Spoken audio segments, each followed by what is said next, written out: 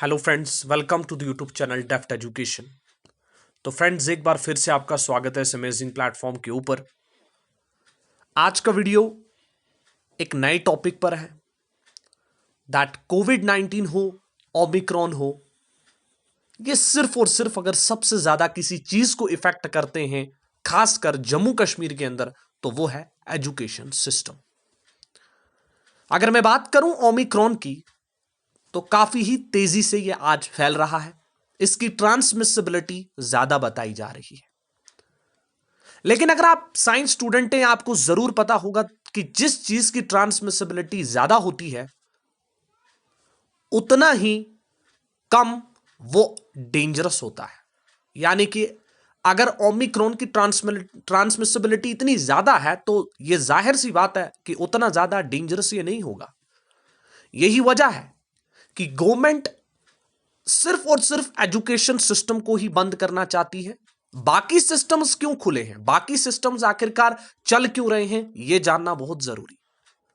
इसकी ट्रांसमिसिबिलिटी बहुत ज्यादा बताई जा रही है, काफी तेजी से यह फैल रहा है ओमिक्रॉन, जिसकी वजह से जम्मू कश्मीर के अंदर सारे कोचिंग सेंटर्स, सारे स्कूल्स जो हैं, उनको बंद करने का ऑर्डर दे दिया है। जितने स्कूल्स हैं, जितने कोचिंग सेंटर्स हैं, मैं प्राइवेट इंक्लूडिंग गवर्नमेंट स्कूल्स की मैं बात कर रहा हूं, सिर्फ और सिर्फ स्कूल्स को ही टारगेट किया जा रहा है, सिर्फ और सिर्फ एजुकेशन सिस्टम को टारगेट किया जा रहा है। आखिर ऐसा क्यों? क्या ओमिक्रॉन सिर्फ और सिर्फ स्टूडेंट्स को हो सकता है? और वही स्टूडेंट्स जो कोचिंग सेंटर्स जा रहे हैं, जो स्कूल्स जा रहे हैं, क्या उन्हीं को ओमिक्रॉन होगा?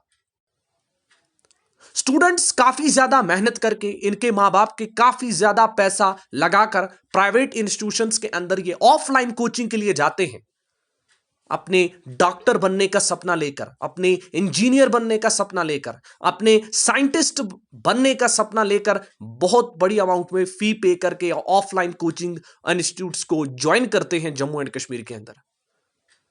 लेकिन फिर भी ये उस तरीके से आज अपनी पढ़ाई नहीं कर पा रहे जिस अमाउंट में इन्होंने अपनी फी कोचिंग सेंटर्स के अंदर दी है। क्या सिर्फ और सिर्फ एजुकेशन सिस्टम को ही टारगेट करना चाहिए गवर्नमेंट को? क्या गवर्नमेंट को यह नहीं सोचना कि ये जो स्टूडेंट्स है, यही हमारा फ्यूचर है, यही स्टूडेंट्स हमारे इंडिया का फ्यूचर है, और अगर हम इसी को बिगाड़ देंगे तो क्या होगा हमारी कंट्री का? मैं आपको एक क्लिप दिखाता हूं, स्टूडेंट्स क्या डिमांड कर रहे हैं। तो चलिए हम क्लिप पे नजर डालते हैं।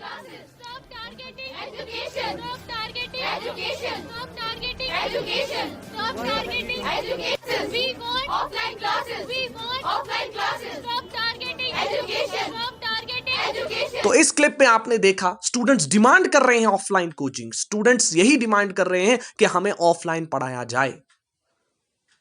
यहां तक कि लोकल कोचिंग सेंटर्स जो किसी गांव के अंदर होते हैं, वहां पर भी स्टूडेंट्स को पाबंदी लगा दी गई है, वहां पर भी स्टूडेंट्स नहीं जा पा रहे। मैं आपको एक और क्लिप दिखाता हूं, आप ये देखें। जो आपको ही बेनिफिट करेंगे फ्यूचर में। क्यों जिम्स बंद नहीं होते, क्यों मार्केट बंद नहीं होता, क्यों कोचिंग सेंटर को ही हम क्यों टारगेट करते हैं? Why do you want to spoil our future? अगर हम ऑलरेडी वैक्सीनेटेड है, अगर हमें वैक्सीन दिया गया है, तो भी आप लोग हमें क्यों बंद कर रहे हैं? क्या आप लोग ये नहीं चाहते कि आप लोग एक बेटर फ्यूचर क्रिएट करें? आप लोग जो इतने नारे देते हैं कि we have to create a better India, we have to create a better society. तो आपने देखा, यहां पर ये स्टूडेंट यही डिमांड कर रहा है कि अगर होटल्स खुले हैं, अगर बड़े बड़े मॉल खुले हैं, और अगर बड़े बड़े जिम सेंटर्स खुले हैं, तो सिर्फ और सिर्फ एजुकेशन सिस्टम को ही क्यों टारगेट किया जा रहा है? इसके अलावा आप ये भी जानते हैं दैट जम्मू कश्मीर के अंदर लगभग आर्टिकल 370 के एबॉलिशन के बाद अभी तक स्कूल जो है वो अच्छी तरीके से नहीं खुले। आप एक और स्टूडेंट की जबानी सुने, तो चलिए हम देखते हैं एक और क्लिप को। एजुकेशन सिस्टम बंद हुआ है एंड इन्होंने अब मॉल्स खोले, मतलब शॉप्स चल रही हैं, यहाँ पे कुछ ऐसी दुकानें, मतलब जो चीज़ें इंपॉर्टेंट नहीं है वो फंक्शन किए जा रहे हैं। जैसे हमारा स्कूल, हमारा एजुकेशन, हमारा करियर सब इसी पे डिपेंड होता है। हमें स्कूल्स पिछले 3 सालों से बंद ही हैं। अब अगर कोई नॉलेज हम गेन कर रहे हैं कोचिंग सेंटर्स से, गवर्नमेंट उस चीज़ पे भी बैन लगा रही है कि कोविड हो जाएगा। कोविड खाली स्कूल्स, मतलब स्टूडेंट्स को ही नहीं होगा, फिर जैसे बाकी लोग हैं इन्हें भी कोविड का।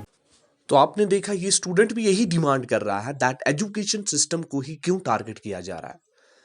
हम सफर कर रहे हैं फ्रॉम 2019 से, जब आर्टिकल को छीना गया उसके बाद से लेकर आज तक हमारे स्कूल्स, हमारे कोचिंग सेंटर्स बंद हैं, तो हम कैसे पढ़ेंगे।